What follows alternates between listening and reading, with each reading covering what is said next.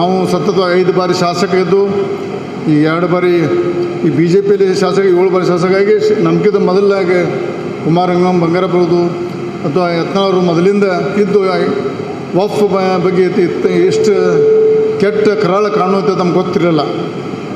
ಯಾಕಂದ್ರೆ ವಫ್ ಅಂದರೆ ನಾವು ಒಂದು ಮುಸಲ್ಮಾನರ ಒಂದು ಸಮಾಜದ ಏಳಿಗೆಗಾಗಿ ಇರಬೇಕಂತ ನಮ್ಮ ತಲೆಯಲ್ಲಿತ್ತು. ಯಾವಾಗಪ್ಪ ನಮ್ಮ ಯತ್ನಾಳವರು ಮೊದಲು ಪ್ರಾರಂಭ ಮಾಡಿ ಆ ಅನಾಹುತ ಬಗ್ಗೆ ಬಿಜಾಪುರದಲ್ಲಿ ಪ್ರಾರಂಭ ಮಾಡಿದ್ರು, ನಾವು ಹಂತವಾಗಿ ನಮಗೆಲ್ಲ ವಿಷಯ ಗೊತ್ತಂತಾರೆ. ಭಾಳ ಅನಾಹುತ ಭಾಳ ಮುಂದಿನದಲ್ಲಿ ನಮ್ಮ ಭಾರತದ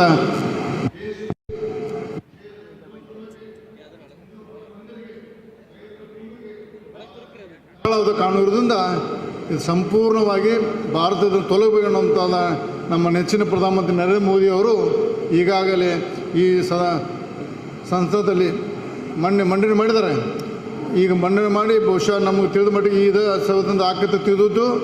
ಆದರೆ ಮುಂದಿನ ಇನ್ನೊಂದು 2 ರಿಂದ 3 ತಿಂಗಳ ಬಜೆಟ್ ಸೆಷನ್ವರೆಗೆ ಅಧ್ಯಯನ ಮಾಡಿ ನಮ್ಮ ದೇಶದಲ್ಲಿ ಈ ವಫ್ದಿಂದ ಎಷ್ಟು ಅನ್ಯಾಯ ಆಗೈತೆ ಅನ್ನುವಂಥ ಪೂರ್ಣ ಅಧ್ಯಯನ ಆಗಬೇಕಂತ ಮುಂದೆ ಹಾಕಿದ್ದಾರೆ. ಇದು ಯಾಕಂದರೆ ಇದು ಒಂದು ಪಕ್ಷಾತೀತ ಜಾತ್ಯತೀತ ಹೋರಾಟದೆ. ವಿಶೇಷವಾಗಿ ವಫ್ ಹೋರಾಟ ಮುಸಲ್ಮಾನ ವಿರುದ್ಧ ಅಂತ ಬಿಂಬಿಸಿಕೊಳ್ಳೋ ಪ್ರಯತ್ನ ಮಾಡ್ತಾರೆ ಕೆಲವು ಜನ. ಇದು ನೀವು ನೋಡಿರ್ಬೋದು, ಮುಸಲ್ಮಾನರ ಹೊಲಗಳು ಸಹಿತ, ಮುಸಲ್ಮಾನ ಅಂಗಡಿಗಳು ಸಹಿತ ಅವ್ರ ವಫ್ ಕಂಬಳಿಕೆ ಮಾಡ್ಕೊಂಡು ಒಂದು ವಫ್ದಿಂದ ಮಾಫಿ ಆಗಿದೆ. ಅದು ನಮ್ಮ ವಫ್ ಆಸ್ತಿ ಅನ್ನೋದು ತೊಗೊಳ್ಳೋದು. ಉದಾಹರಣೆ ಬೆಂಗಳೂರು ಅಂತ ಪಟ್ಟಣದಲ್ಲಿ, ಮುಂಬೈ ಅಂತ ಪಟ್ಟಣದಲ್ಲಿ, ಪುಣಾದಲ್ಲಿ, ದಿಲ್ಲಿಯಲ್ಲಿ, ಜೈಪುರದಲ್ಲಿ ವಫ್ ಮುಖಾಂತರ ಭೂಮಿ ನಮ್ಮ ತೊಗೊಳ್ಳೋದು. ಅದು ವರ್ಷಕ್ಕೆ 10,000 ರೂಪಾಯಿ ನಿಗದಿ ಮಾಡೋದು. ಅದು ಸಾವಿರಾರು ಕೋಟಿ ಗಳಿಸಿ ಒಂದು ಕೆಲವೊಂದು ಜನ ಮುಸಲ್ಮಾನರ ಲೀಡರ್ ಮಾತ್ರ ಅದನ್ನು ಬಡವರು ಮುಸಲ್ಮಾನರ ಭೂಮಿಗಳು ಸಹಿತ ತಿಂದಾರ, ಹಿಂದೂಗಳದ್ದು ಮಠ ಮಂದಿರ ತಿಂದಾರ.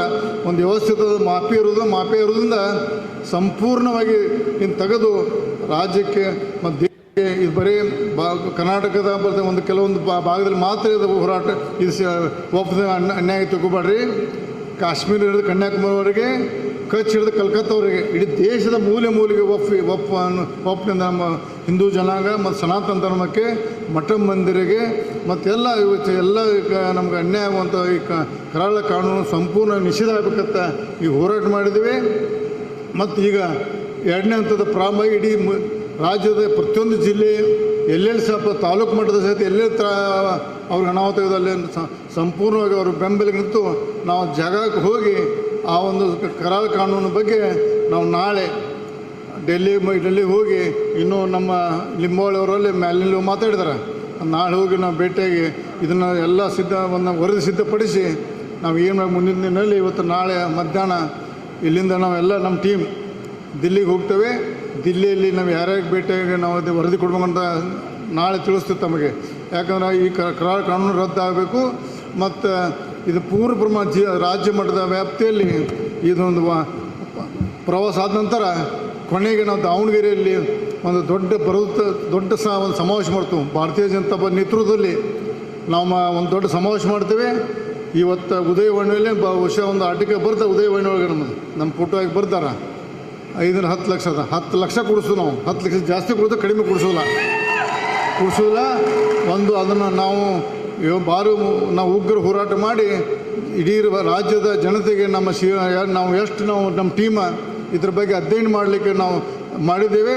ಮತ್ತು ಸಮಾವೇಶಕ್ಕೆ ಕೊಡುವಂಥ ಒಂದು ಖರ್ಚು ಬೆಳಗಾವಿ ಜಿಲ್ಲೆಯ ಭಾರತೀಯ ಜನತಾ ಕಾರ್ಯಕರ್ತರಿಂದ ನಾವು 1 ಕೋಟಿ ರೂಪಾಯಿ ಅದಕ್ಕೆ ನಾವು ನಿಧಿ 1 ಕೋಟಿ ರೂಪಾಯಿ ನಾವು ನಿಧಿ ಕೊಡ್ತೇವೆ. ನಾವು ನಮ್ಮ ಭಾರತೀಯ ಜನತಾ ಪಾರ್ಟಿ ಬೆಳಗಾವಿ ಜಿಲ್ಲೆ ಕಾರ್ಯಕರ್ತನ ಕೂಡಿಸಿ, ಯಾಕಂದ್ರೆ 10 ಕೋಟಿ ರೂಪಾಯಿ ಖರ್ಚಾಗೋದು.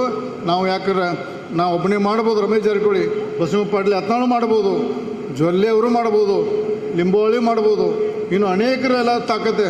ಆದರೆ ಅದು ಸರ್ವಾಧಿಕಾರಕರು ಮತ್ತೊಬ್ಬ ನಾನು ಪೂಜ್ಯ ತಂದೆ ಪೂಜ್ಯ ಮಗ ಹಾಕಣ್ಣ ಮಾಡ್ರೆ ಅದೇನಾರು ಮಾಡಿಬಿಟ್ರೆ ನಾನೇ ಖರ್ಚು ಮಾಡಿ ನಾನೇ ಅದು ಸಭೆ ಆಯೋಜನೆ ಮಾಡಿದ್ರೆ ಅದು ನಾನು ಪೂಜ್ಯ ತಂದೆ ಪೂಜ್ಯ ಮಗ ಹಾಕಿ ಕುಣ್ತೇನೆ. ಅದಕ್ಕೆ ನಾವು ನಮ್ಮಲ್ಲಿ ಒಂದು ನಿರ್ಣಯ ತೊಗೊಂಡು ಈ ಒಂದು ಹೋರಾಟ ಎಲ್ಲರೂ ಸಾಮೂಹಿಕ ನಾಯಕತ್ವದಲ್ಲಿ ಮಾಡಬೇಕಂತ ಉದಾಹರಣೆ ಇದೆ. ನಮ್ಮ ಬೆಳಗಾವಿ ಜಿಲ್ಲೆ BJP ಕಾರ್ಯಕರ್ತ ₹1 ಕೋಟಿ ನಾವು ಈ ಸಮಾವೇಶಕ್ಕೆ ನಾನು ಕೊಡ್ತೀನಿ ಅಂತ ಸಂದರ್ಭ ಹೇಳಕ್ಕೆ ಇಚ್ಛೆಪಡ್ತೀವಿ.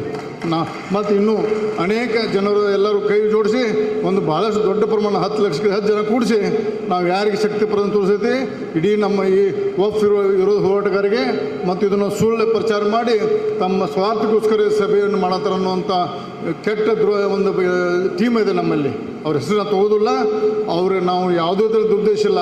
ನಾವೇನು ಮಂತ್ರಿ ಆಗಬೇಕು, ಯತ್ನಾಳ್ ಅವ್ರು ಮುಖ್ಯಮಂತ್ರಿ ಆಗಬೇಕು, ಕುಮಾರಸ್ವಾಮಿ ಅಧ್ಯಕ್ಷ ಆಗಬೇಕಂತ ನಮ್ಮ ಇದರಲ್ಲೇ ಇಲ್ಲ. ನಾವು ವಕ್ಫ್ದಲ್ಲಿ ರೈತರಿಗೆ ಅನ್ಯಾಯಕ್ಕೆ ನಾವು ಹೋರಾಡತ್ತು. ಇದನ್ನು ನಮ್ಮ ಹೋರಾಟ ಯಾರ್ದೋ ವಿರುದ್ಧ ಯಾರೋ ಪರವಾಗಿ ಏನೋ ಸ್ವಾರ್ಥಕ್ಕೋಸ್ಕರ ಬಿಂಬಿಸೋಕೆ ಪ್ರಯತ್ನ ಮಾಡಿದ್ರೆ ನಾವು ನೇರವಾಗಿ ಹೇಳ್ತಿಲ್ಲ. ಇದರಲ್ಲಿ ನಮ್ಮದು ಏನೂ ಸ್ವಾರ್ಥ ಇಲ್ಲ. ಈ ವಕ್ಫ್ ಹೋರಾಟಕ್ಕೆ ದೊಡ್ಡ ಪ್ರಮಾಣ ಮಾಡಿ ನಾವು ಬೆಳಗಾವಿ ಜಿಲ್ಲೆಯಿಂದ 1 ಲಕ್ಷಕ್ಕಿಂತ ಹೆಚ್ಚು ಜನ ನಾವು ಇದಕ್ಕೆ ಹೋಗೋದು. ಅದಕ್ಕೆ ದಾವಣಗೆರೆಗೆ ಎಲ್ಲ ವಾಹನ ಸೌಕರ್ಯನ ಮಾಡ್ತೇವೆ. ಒಂದು ದೊಡ್ಡ ಹೋರಾಟ ಮಾಡಿ ಇಡೀ ಜಿಲ್ಲೆಯಿಂದ ನಾವು 1 ಲಕ್ಷ ಹೋಗಬೇಕು. ಇಡೀ ಕರ್ನಾಟಕ ರಾಜ್ಯದಿಂದ 10-15 ಜನ ಲಕ್ಷ ಕೂಡಿ ಒಂದು ಉಗ್ರ ಹೋರಾಟ ಮಾಡಿ ನಮ್ಮ ಇಡೀ ಕಾಂಗ್ರೆಸ್ ಇದಲ್ಲ ಕರ್ನಾಟಕದಲ್ಲಿ ವಕ್ಫ್ದ ಮಾಸ್ಟರ್ ಮೈಂಡ್ ಇಲ್ಲಿ ಕರ್ನಾಟಕದಲ್ಲಿ ಇದಲ್ಲ ಅವ್ರ ಕಣ್ಣು ತಿರಲಿಕ್ಕೆ ನಾವು ದಾವಣಗೆರೆ ಸಮಾವೇಶ ಮಾಡೋದಿದೆ. ಮತ್ತು ಇನ್ನೂ ಅನೇಕರು ಭಾಷೆ ಮಾಡೋದಾರೆ.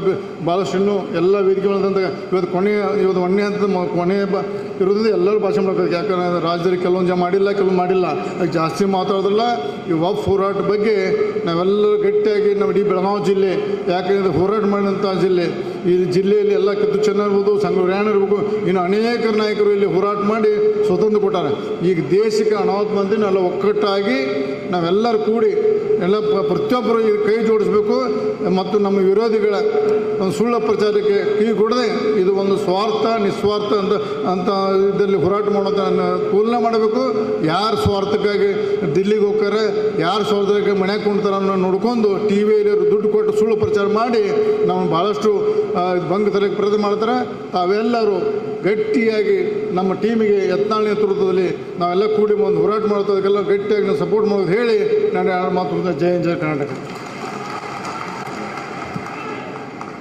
ಸನ್ಮಾನ್ಯ ಶ್ರೀ